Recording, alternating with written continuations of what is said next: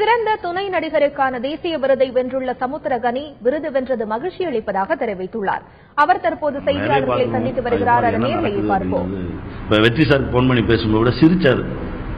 2 பேரும் சிரிச்சோம், அவ்வளவுதான். நானும் சிரிச்சேன், அவரும் சிரிச்சாரு, அவ்வளவுதான். இதுதான் எங்களுக்கான பகிர்தலா இருந்தது. இது கண்டிப்பா நான் டைரக்டர்லாம் மிஸ் பண்ணல. இன்னும் இயக்குனராகவும் வாங்கணுன்ற ஒரு ஆசை இருக்கு. அதற்கு இன்னும் நிறைய உழைக்கணும் அப்படின்ற ஒரு உந்துதலை இது கொடுத்துருக்குன்னு கூட சொல்லலாம். இந்த தகவலை யார் சார் ஃபர்ஸ்ட் சொன்னாங்க? எப்படி உங்களுக்கு இந்த தகவல் தெரிவிக்கப்பட்டது? நான் டப்பிங்ல இருந்தேன், எனக்கு தெரியாது.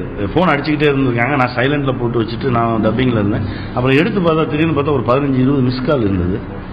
என்னது இது அப்படின்னு சொல்லிட்டு திரும்ப என்னன்னு பார்த்துட்டு இருக்கும்போது திரும்ப லைன் வந்தது. எடுத்தா அந்த மாதிரி தேசிய விருது வந்திருக்கு உங்களுக்கு, வாழ்த்துக்கள். நாங்க எதுக்கு வாழ்த்துக்கள் அப்படின்னு, தேசிய விருது வந்திருக்கு அப்படின்னோட இன்னும் ரொம்ப மகிழ்ச்சியா இருந்தது. இது எனக்கு பேசினது வெங்கட் பிரபு பேசணும். வெங்கட் பிரபு சொல்லும் போது தான் ரொம்ப சந்தோஷமா இருந்தது.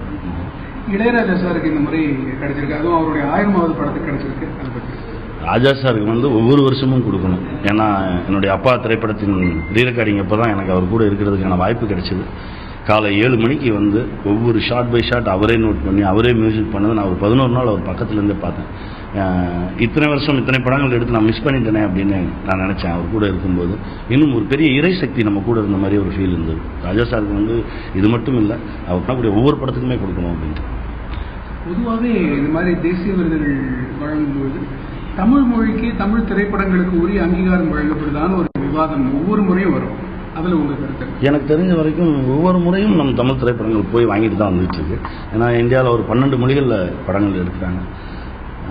நான் ஆய்வு செஞ்சு பார்த்ததில்ல. பட் ஆனால் அதில் ஒவ்வொரு முறையும் நாம் ஆடுகளம் வாங்கும்போதாக இருக்கட்டும், போன வருஷம் குற்றம் கடிதல் வாங்கும்போதாக இருக்கட்டும், ஒவ்வொரு முறையும் தமிழ் திரைப்படத்துக்கான அங்கீகாரம் கிடைச்சிட்டு தான் இருக்கு. இதில் எந்த விதமான உள்ள வேற ஏதாவது வேலை நடக்குது அப்படின்றதெல்லாம் எனக்கு உடன்பாடு இல்லை. திறமை இருக்கிறவங்க போய் தட்டி வாங்கிட்டு வந்துடுறாங்க. மகிழ்ச்சி.